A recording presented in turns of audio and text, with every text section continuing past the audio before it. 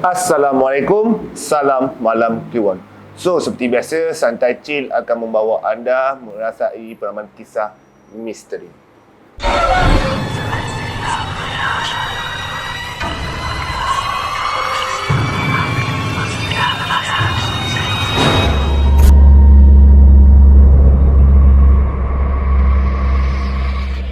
لو أنزلنا هذا القرآن على جبل لرأيته خاشعا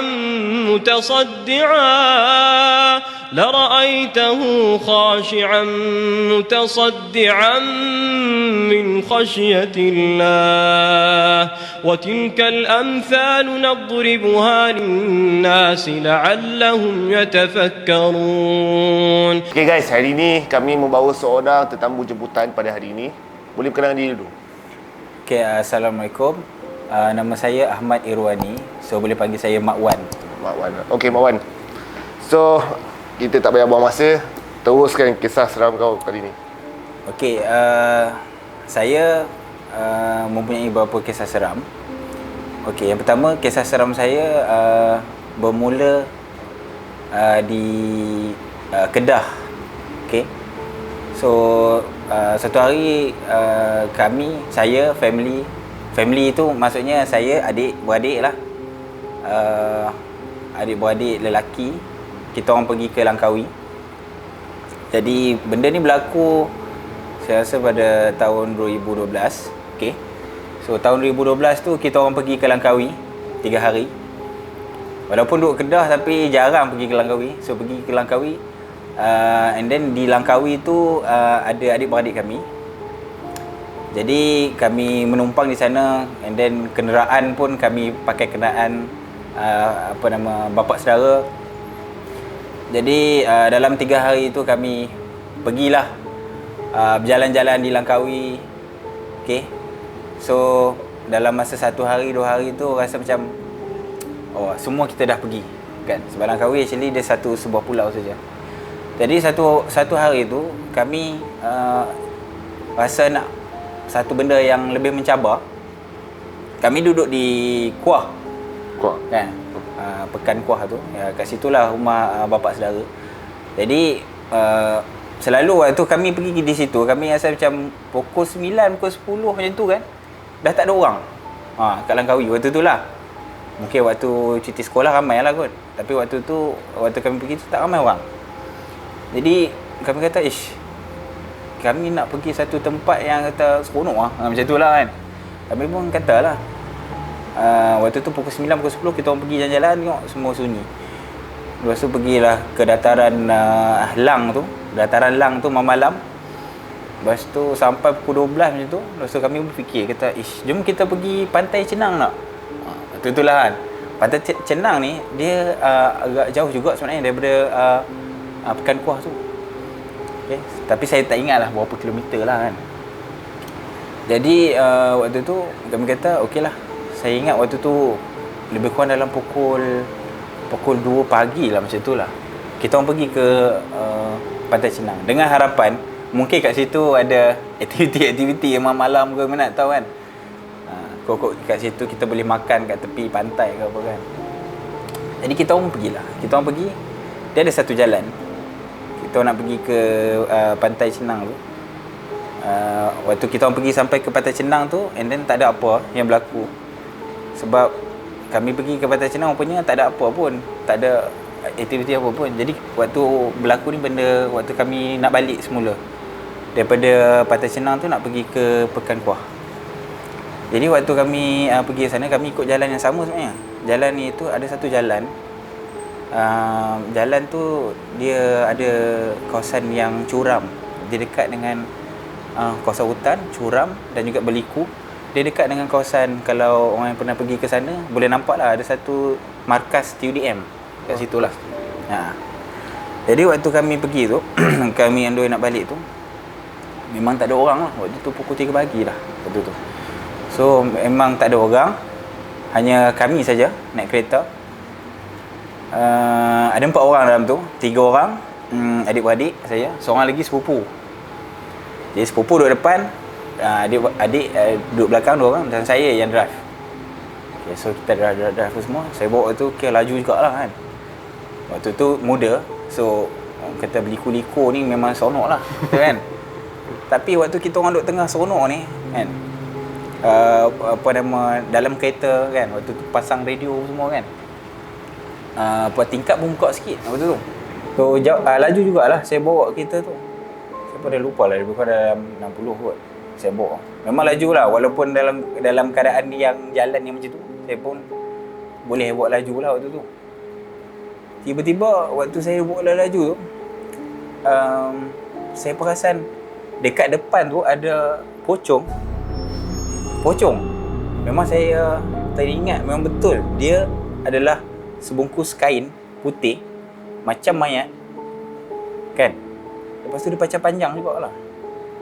Dan saya nampak seolah-olah di kawasan muka dia tu macam ada darah. Tapi waktu tu dalam sekilas lalulah, sebab kita apa benda tu. Kita pun terus mengelak. Dan sepupu kat tepi ni, tiba-tiba dia cakap macam ni. Dia kata nasib baik tak langgar sampah. Dia cakap tu. Sebab kita duduk belah kanan kan, so kita nampak ke tu. Tapi dia duduk belah kiri, mungkinlah dia nampak kan lebih jelas kan. Dia tengah baring. Oh, tengah baring? Dia tengah baring. Dia bukannya berdiri, dia tengah baring. Jadi kita bawa terus ni kan. Tapi nasib baik under control lah. Kita tak ada terbabas masuk ke dalam gaung dan sebagainya. Tapi adik-adik kau lain pasal nak buat benda tu? Seorang lagi dah tidur. Seorang lagi memang nampak juga. Tapi waktu lepas daripada kami tengok tu, kami macam senyap sikit lah kan. Tadi lagu kuat pun bagi pelan sikit kan. Tadi tingkap pun kami bagi naik balik kan, tahu. Jadi waktu sampai di rumah kami pun tak ada fikir apa, dan kita pun sedapkan hati. Kata betul lah kot sepupu nampak tu bungkusan sampah kan. Okey lah. So tak ada apa yang berlaku. Esok pagi tu mak saudara kan, waktu kami nak breakfast tu, mak saudara kata, semalam apa tengok apa kan? Apa tengok apa semalam? Apa lalu jalan tu buah? Dia cakap tu. Kata, kenapa? Siapa bagi tahu? Rupanya sepupu kami yang kata nampak bungkusan sampah tu, dia bagi tahu dia nampak pocong. Maka betul lah apa yang kami nampak tu. Saya nampak tu memang betul tu pocong. Faham tak? Jadi bila kami pun, saya pun tanyalah mak saudara, kata betul ke pocong? Memang kawasan tu orang tak lalu malam, dia kata. Tu bahayalah, dia kata kat situ memang pocong tu dia punya style dia baring. Kita selalu pocong ni berdiri. Dia baring tak bergerak lah, maksudnya tak berguling. Tak. Statik lah. Masa kau lalu jalan tu yang sunyi lah. Tak ada kereta ni. Sunyi gila, tak ada lampu pun. So dia hanya nampak orang panggil apa? Yang lampu kat tepi-tepi jalan tu, bila lampu suluh tu, so dia akan ni kan, lampu orang panggil? Jalan? Lampu jalan yang kalau kena cahaya kereta tu lah. Itu saja. Itulah yang berlaku lah. So nasihat saya tu lah, bila pergi satu tempat, kadang-kadang kita tak tahu satu tempat tu, pertama sekali kita kena bawa orang yang tahu. Macam saya bawa sepupu lah kan. Yang kedua, kalau satu tempat tu kadang-kadang kawasan yang hutan ni, elakkanlah kita pergi malam-malam lah kan. Itulah kalau kata nak seronok apa semua, itu kalau lah tak jadi apa, kalau lah jadi apa-apa boleh lepas ke gaung tak roh. Itulah cerita dah kan. So itulah, itu yang pertama lah cerita daripada saya. Okey, kemudian itu cerita kedua. Okey, so cerita yang kedua pula adalah cerita di Kedah juga. Kedah Okey, di Kedah juga. Saya dulu sekolah di Alustar Kedah. Aku dulu belajar kat UM kan? Yang Sintuk dia kawasan ujung. Kawasan ujung kan? Ujung tu. Yang Alustar ni dia bandar lah kan. Jadi saya punya sekolah tu, saya duduk bukan duduk dekat dalam asrama. Saya duduk dekat rumah sewa. Sebab dia duduk rumah sewa tu sebab mungkin ada kebebasan lah kan. So satu hari tu kami boleh pergi tengok bola. Saya tengok bola. Tapi saya tengok bola tu bukan dengan kawan rumah sewa, dengan kawan luar. Okey, jadi saya pun pergilah dengan kawan saya yang bukan yang duduk rumah sewa dan bukan di sekolah yang sama. Jadi bila lepas kami balik tu, saya rasa saya ingat lah waktu lepas habis game, lepas tu lepak-lepak kan, biasalah lepak-lepak minum apa semua. Saya rasa dalam pukul 1 kot saya balik. Tapi dia hantar saya dekat depan sekolah. Rumah sewa saya tu dekat belakang. So dekat depan pintu gerbang sekolah tu.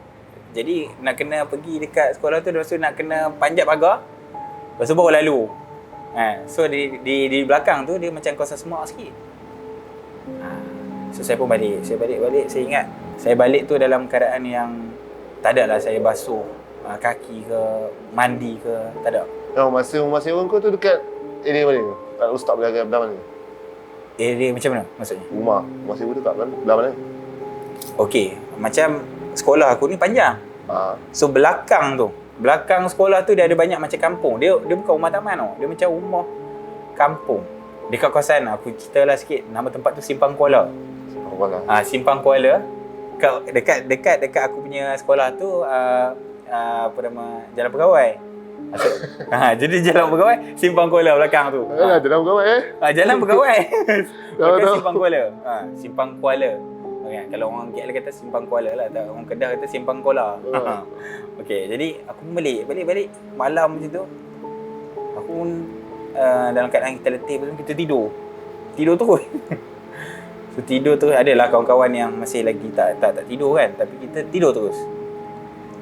Dalam waktu tengah tidur tu, tiba-tiba aku mimpi kat dalam rumah tu, dalam rumah sewa tu juga. Rumah tu dia macam 2 tingkat. Satu bawah ni batu, atas kayu. So aku duduk macam ada dekat satu tangga kayu tu. Ke bawah tu ada dapur lah kan. Tiba ada benda tu datang. So benda tu datang berhadapan dengan aku, tapi aku duduk atas dekat tangga kan. So dia ada kat bawah. Macam tu lah keadaannya. Muka dia aku tak ingat, tapi yang aku ingat dia rambut dia memang panjang. Dan aku rasa dia mungkin dia tutup muka kot. Aku tak ingat macam tu lah. Dan mata dia merah. Sebelah aku nampak mata dia merah. Aku rasa dia macam perempuan lah kan? Dia pakai baju putih. Tahu dia minta apa? Dia minta nak minum air sirap. Dia cakap betul. Dia kata, ada air sirap tak? Dia cakap betul lah. Aku nak air sirap. Dia cakap betul. Suara dia macam perempuan ni yang garau-garau sikit lah suara. Betul lah.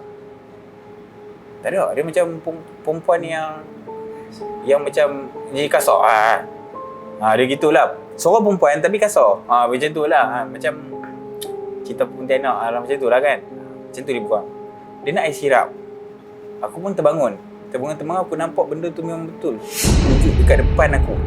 Tapi aku dah tak boleh nak buat apa. Aku macam kena tindih. So aku berkelut dengan dia. Benda ni berlaku 2 hari kot. Kesan daripada mungkin aku bawa benda tu balik kot kan. So benda tu dia ada di rumah dan benda tu berlaku 2 hari pada aku. So 2 hari tu aku boleh nampak benda tu dan dalam keadaan aku kena tindih. Bukannya kata aku nampak macam tu, dalam keadaan aku kena tindih aku nampak benda tu. So hari yang kedua yang aku pelik tu, kawan-kawan aku ada semua. Kita orang ada yang baring semua, aku pun baring. Tapi aku kena tindih di kalangan kawan-kawan aku, mungkin diorang pun tak perasan aku kena tindih. Dan aku nampak benda tu dekat betul-betul kat kepala aku. Ada macam tu. Dia jengah kepala macam ni lah. Maksudnya bila aku macam ni kena tindih ni, aku nampak benda tu. Dia atasnya. Dia gitu. Tapi dalam real dia tak bercakap. Cuma dia bercakap dalam waktu aku dalam mimpi. Benda tu. Maksudnya hang tidur tu hang dalam sedang mimpi lah. Hang mata hang dah buka tapi hang masih tak boleh bergerak.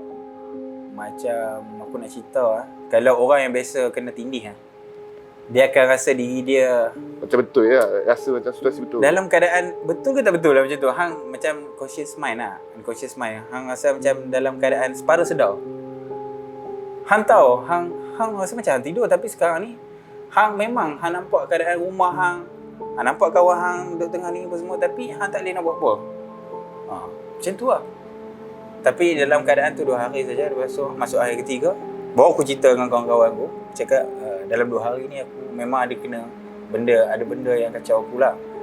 Tapi rumah aku ni, alhamdulillah lah budak-budak dia ada yang jenis semayang kan, baca Quran apa semua kan. So kawan aku tu cakap, kata, oh dia datang tu dia tak boleh duduk lama. Dia cakap macam tu lah. Kita ni kan kadang kawan-kawan ni ada macam mesti dia panas dia balik lah. Kata itulah kan. Tapi itulah. So ada moral of the story dia lah. So moral of the story apabila kita balik, ada orang tua-tua cakap lah, bila kita balik tengah malam ni kadang-kadang kita tak boleh masuk rumah dulu. Cuci kaki tu. Bukan cuci kaki. Kita kena duduk outside rumah. Luar rumah mungkin dalam 5 minit, 10 minit ada orang cakap macam tu. Kadang benda tu memang dia mengikut. Ada kadang ada aku dengar ustaz tu cakap, ada jenis jin ni dia ada jenis 3 benda. Salah satunya jin yang jenis suka ikut kita. Macam kita bawa motor ke, kereta ke ataupun kita jalan kaki dia ikut.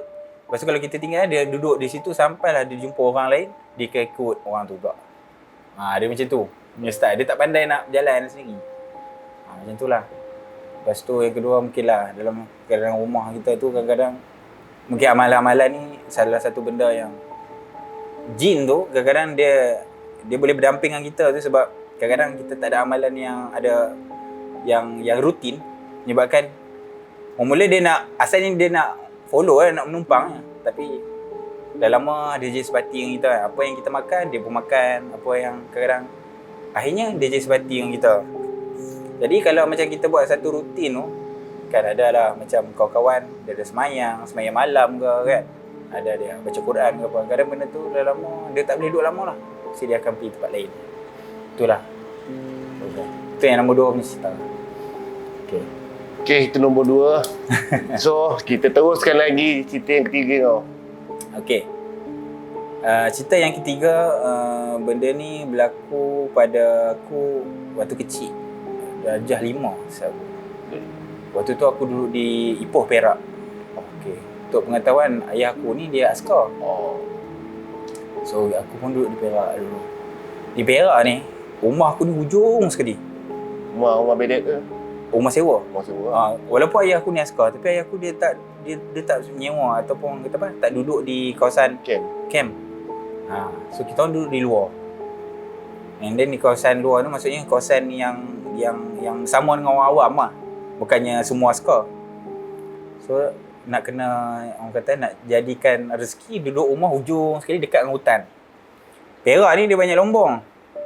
Kan? So belakang tu ada lombong, ada bekas kandang babi pun ada. Tapi kandang babi tu dah tak ada lah. Sebab kononnya kata zaman dulu ada JE, pun dah babi semua kena bunuh kan. Macam tu lah kan. Kena dibunuh kan. Di kampus. Silap aku.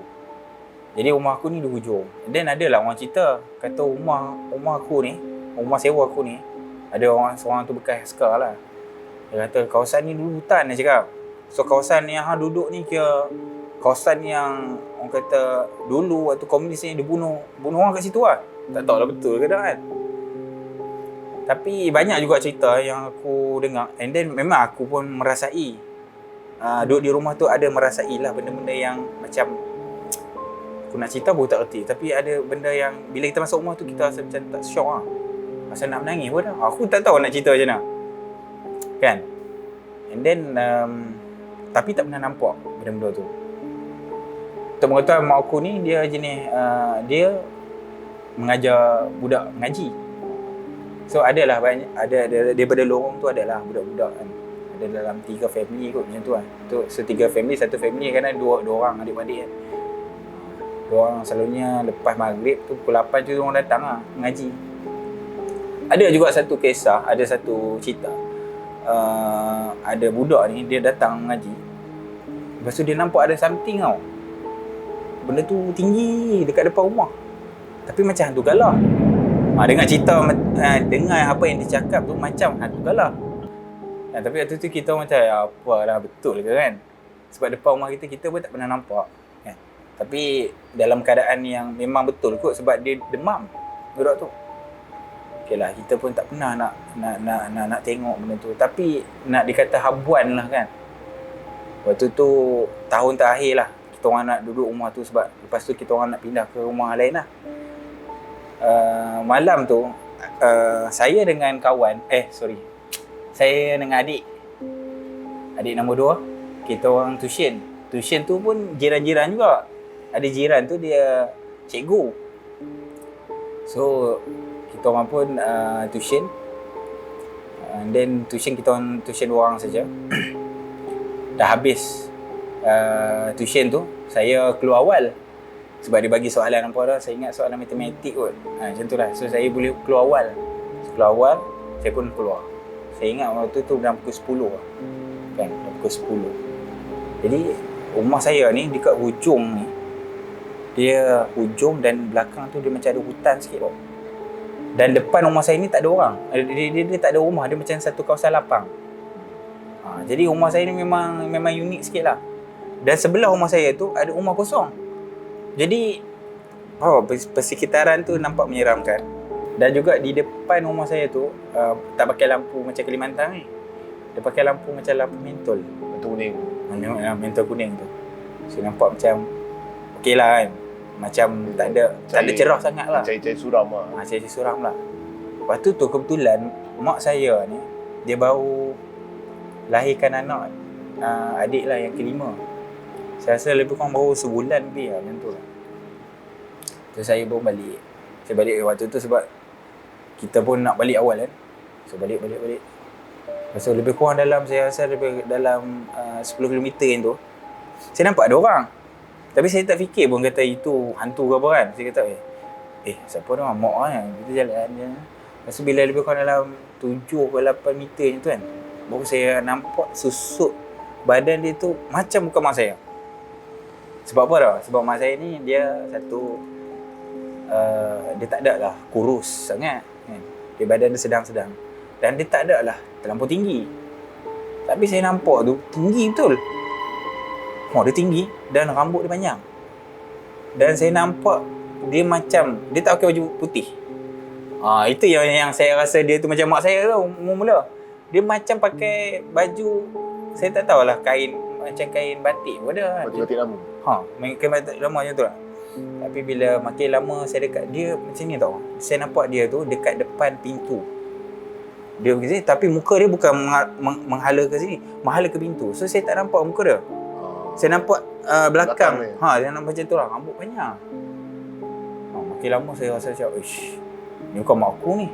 Kita kata, bukan mak aku ni. Tak apa, aku pun balik. Patah balik, pergi dekat station tadi kan. Nak ajak adik sekali lah balik kan. Adik pun, kebetulan dia pun dah siap dah balik. Benda tu berlaku macam dalam 1 minit macam tu je. So pergi balik tengok, tak ada. Tak ada dah. Kita confirm lah kata. Sorry. Saya nampak kan, kita confirm lah benda. Tapi tak tahu lagi betul ke tak kan. Saya pun balik, masuk dalam rumah tu, saya tanya mak saya. Tapi dalam keadaan yang santai lah, tak ada nak. Kita je yang cemas tu. Kita tak nak bagi orang lain cemas. Walaupun kita waktu tu budak, tapi kita boleh fikir yang benda tu kan. Ada anak lagi, ada budak lagi. Ayah pun tak ada lagi betul tu. Ayah dia pergi kerja. Dia tak balik betul tu. Jadi saya cakap dengan mak saya, kata ibu ada keluar rumah dia. Kata keluar, tak ada. Okey dah, cukup. Dia kata nak tahu tu je, cukup lah. Okay, right. So esok pagi tu, baru saya cerita. Saya tak boleh nak pendam. Nak cerita punya, kita budak-budak mesti nak cerita benda ni. Cakap ibu tahu semalam nampak ada macam ada orang duduk kat depan pintu. Dia duduk, dia betul-betul dia dekat pintu. Dia macam ni pintu kan. Kita kat belakang. Kita tengok siapa kan macam tu. So ibu pun kata, tak tahu. Dia kata memang ibu pun tak tahulah mak kita cakap betul-betul ke tak. Dia kata tapi memang ibu pun perasan. Sebab mak saya bila dia dapat adik baru tu, dia duduk dekat ruang tamu. So dia kata dia nampak seolah-olah macam ada mata merah dalam memahati daripada tingkap tu lah. Tapi mak saya ni jenis dia mengaji Quran kan. So kadang-kadang dia lah yang kuat lah kot. So benda tu tak ni. Itulah cerita dia. So ada juga moral of the story dah cerita tu. Jadi kadang-kadang bila seorang isteri kan, ataupun mak kita bila dia melahirkan anak bayi yang baru, kadang benda ni memang dia suka. And then kadang perempuan ni dia tak ada kekuatan time tu. Itu paling bahaya lah. Then kalau lah kita menyewa di satu tempat tu kan, and then kita tinggalkan wife kita, itu satu benda yang berat lah. And then kadang-kadang mungkin perempuan tu sendiri dia kena ada satu benda peninding. Kalau tak ada lelaki dia lah, mesti kena ada lelaki lah aku rasa. Macam tu lah cerita. Kita teruskan cerita yang terakhir daripada Mak Wan. Okey. Cerita yang terakhir ni berlaku pada diri saya juga. Di Kedah. Di rumah saya tu. Rumah mak ayah saya tu. Tadi cerita di Perak, cerita di rumah sewa di Alustar semua kan. Ini cerita di rumah saya sendiri. Waktu selalu bila saya balik daripada asrama tu kan. Balik daripada asrama tu duduk di bilik yang kita jarang kan. Macam-macam lah kan. Tapi bila saya ingat saya lah kan, bila saya balik daripada asrama tu mesti ada benda lah. Benda-benda baru, benda-benda misteri baru yang ada di rumah tu. Saya jarang balik. Sebab saya duduk di asrama dengan rumah sewa ni kadang-kadang 2 bulan macam tu pun saya balik. Saya memang jenis suka balik. Jenis tak suka balik. Macam tu lah dulu. So sekali balik saya ingat lagi lah. Benda yang berlaku misteri tu ialah apabila saya pergi tandas, saya tutup lampu, tiba-tiba dia buka balik. Lepas tu saya jadi confused. Ya, saya dah tutup dah. Kan? Kita rasa dah tutup dah. Tak apa, tutup. Dia main lagi. Tapi waktu tu bukan what that time. Macam contohnya bila kita tutup bilik air, lepas tu kita masuk bilik kan. Masuk bilik, lepas tu kita keluar, buka lampu. So kalau kata waktu tu aku ingat aku duduk rumah tu, adik-beradik tak ada. Aku seorang waktu tu. Diorang pergi mana aku boleh lupa dah. Benda ni waktu berlaku pada tahun 2008, 2009 macam tu lah. Kan? Kemudian aku rasa macam okey lah, mungkin silap aku lupa ke apa. Macam tu lah aku fikir. And then bila aku duduk di bilik tengah tu, ada satu bilik tu, bilik aku sebenarnya bilik tengah. Aku nak tidur. Tiba-tiba aku nampak macam aku tidur tu, bilik aku tu pintu aku buka sikit. Aku buka sikit dan nampaklah cahaya kat luar kan. Tiba-tiba aku nampak macam ada bzuk orang masuk. Masuk bilik kan? Masuk bilik. Bzuk macam tu, tiba-tiba aku dah kena tindih. Hang tidur tak? Waktu tu aku memang tidur. Aku tak tahulah. Aku waktu tu memang aku rasa aku tidur. Aku nak cerita pun aku tak reti. Kalau orang yang biasa kena tindih ni dia akan tahulah, dia akan rasa separa sedar. So aku ingat waktu tu aku duduk renung pintu tu, rasa nak tidur dah, nak lelap dah, tiba-tiba aku nampak puk masuk. Memang aku kena dah. Abuan aku kena. So aku kena aku ingat lagi. Yang bestnya tu dia mengilai. Dia mengilai dekat atas aku punya kepala. Bilik aku tu tengah tu dia 2 tingkat. So aku tidur bawah. So aku dengar macam tu lah. Dan aku dapat merasai dia punya rambut. Kena muka kan? Macam tu lah. Aku ingat macam tu lah. Dia mengilai tu Dan dia bercakap padan muka hang. Asam tu kan. Memang waktu tu aku nak cerita hang ni baru aku rasa cering. Sebab betul lah aku rasa benda tu bukanlah mainan. Memang lama juga aku kena tu. Lepas tu aku bangun dalam keadaan yang aku lemah dan aku pun baca ayat Quran pun aku rasa aku baca ayat kursi kot, macam litah pukang kot. So aku tidur balik, kena lagi. Aku kena tindih lagi dengan benda tu. Memang aku rasa teruk lah. Aku rasa itulah yang paling lama lah aku rasa aku kena tindih. Dan benda tu macam mengejek aku lah. Okey guys, 4 cerita seram yang telah disampaikan oleh Mak Wan. Terpulang kepada anda untuk percaya atau tidak, ini cerita dan pengalaman dia sendiri. Tiada sebarang paksaan untuk anda percaya, dan tolong komen yang murni kepada tetamu kita. Hormat tetamu kita. Kita jemput orang, kita jangan kencang konden orang itu, tak baik lah. Kan? Sebab sekarang tengok komen-komen tetamu kesian duduk kecam orang. Aduh, tetamu pun bukannya kita bayar orang semua. Cerita tetamu datang macam tuan rumah, layan tetamu dengan cara baik lah berarti. Kita orang berbudi, kita berbahasa. Okey, kepada anda kalau anda cerita seram yang ingin dikongsikan kepada kami, anda boleh datang ke studio kami ataupun anda boleh email kepada kami, kisah seram anda, video call ataupun WhatsApp kami ke Santai Chill di FB, email, Instagram kami. Okay, so seperti biasa, jangan lupa like, share dan subscribe Santai Chill. Okay, bye-bye.